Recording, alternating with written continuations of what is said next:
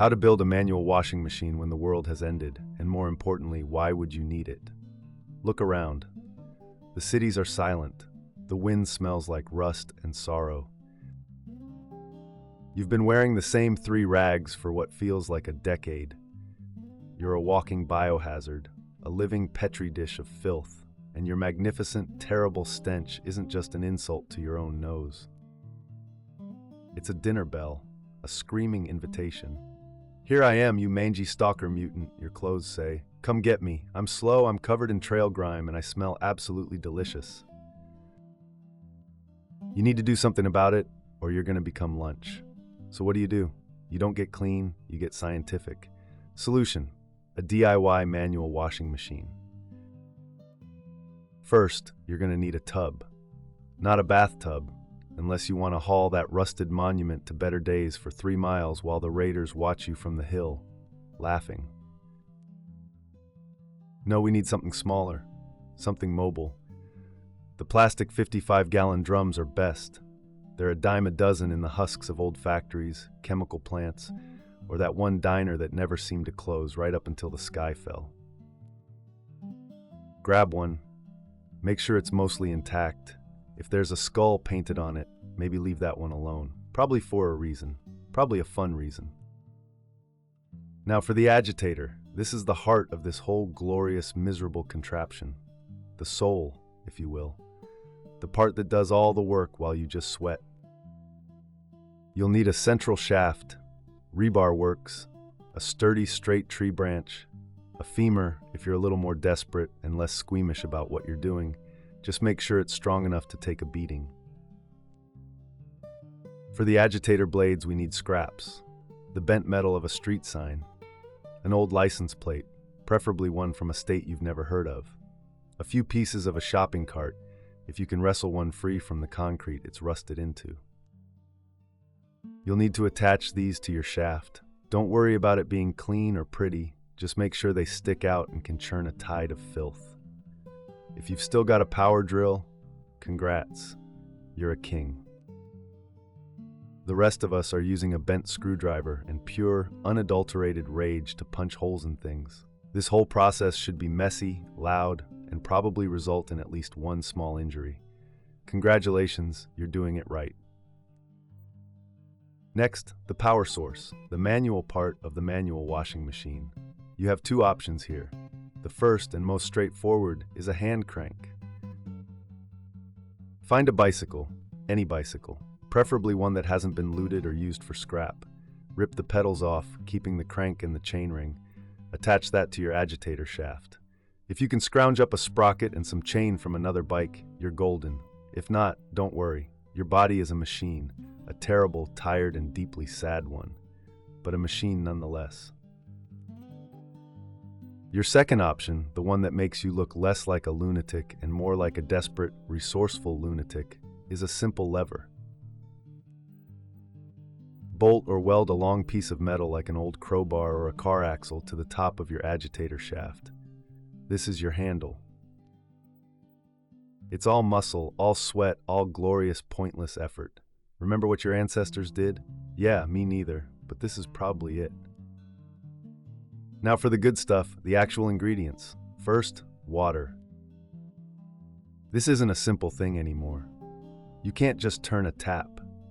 The water from the nearest stream is probably glowing, and the stuff from a broken fire hydrant is probably laced with all the lovely, forgotten chemicals of the old world.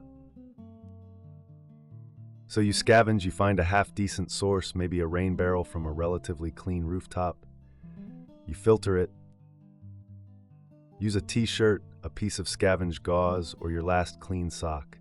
It won't make it drinkable, but it'll get the big chunks out. We're not aiming for perfection. We're aiming for not actively radioactive. Next, soap. You have a couple of options here, depending on your luck. If you find some untouched pre-apocalypse soap bars, that's great. You're a lottery winner. But the rest of us are making it from scratch. This is where the real science comes in. You need 2 things, lye and some kind of fat. Lye is easy if you're willing to put in the effort. All you need is wood ash and water. Find an old metal pot, fill it with your salvaged wood ash, and slowly add water. Do not, under any circumstances, get this on your skin. It will eat you, slowly. Do not breathe in the fumes. This is chemistry, and chemistry hates you. You're looking for a slimy, brownish liquid. You can test if it's strong enough by putting a stick in it. If it gets all slimy and slippery after a few seconds, you're good. If it's just wet, add more ash. For the fat, well, that's a post-apocalyptic scavenger hunt. Animal fat from a kill. Old vegetable oil from a rusted fryer in a collapsed diner. Or if you're really desperate, the lard from a can of old-world canned meat that's been sitting on a shelf for a decade. Find it, melt it down, and you have your other ingredient. All right, you have all the pieces. You have your jerry-rigged washing machine. You have your dubious water. You have your even more dubious homemade soap. Now, let's make magic. Throw your filthy clothes into the drum.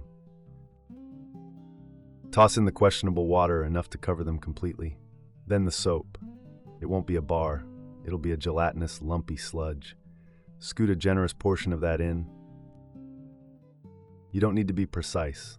Precision is for people with sterile labs and a future. Now you crank, you push and pull that lever. You feel the glorious, grimy resistance of the clothes and the water as your agitator does its terrible work. This is where you sweat. This is where you curse the day the world ended. You crank until your arms ache. You crank until you can't feel your fingers. You crank until the water turns into a soupy brown broth that smells slightly less terrible than your clothes did when you started. What's happening in there? Chemistry. The lye you made from ashes is a base. The fat from wherever you found it is an acid. When they meet, they don't just get together and decide to be friends. They go through a process called saponification. The molecules swap partners, and what's left behind is soap. A molecule with one side that loves water and one side that loves, well, the filth on your clothes. The agitator is just there to introduce them violently. The physical action of the agitator, combined with the chemical action of the soap, breaks down and suspends the dirt particles, separating them from the fabric of your clothes. When you're done, you drain the filthy water. You'll need to use your jury-rigged lever to tip the drum over, or if you were smart, you put a spigot at the bottom. If you weren't, get ready to lift. You're gonna rinse, find some more of that relatively clean water, fill the drum and crank it again. Repeat until the water runs mostly clear. Don't expect it to be pristine. Pristine is gone. You're just trying to get rid of the worst of the sludge. Finally, you wring them out with your bare hands. Then you hang them on a barbed wire fence, on a sun-bleached skeleton, on anything that will hold them up and let the wind do the work. The sun will sanitize them, the wind will dry them, and you will wait. You look at the clothes. They aren't pristine. They're still patched, torn, and have a few mystery stains that will probably be there forever. But the stench is gone. You don't smell like a grave. You smell like, well, less of a grave. And that, my friends, is a victory. The luxury of not being a walking meal. So go on. The world might be dead, but at least you don't have to smell like it.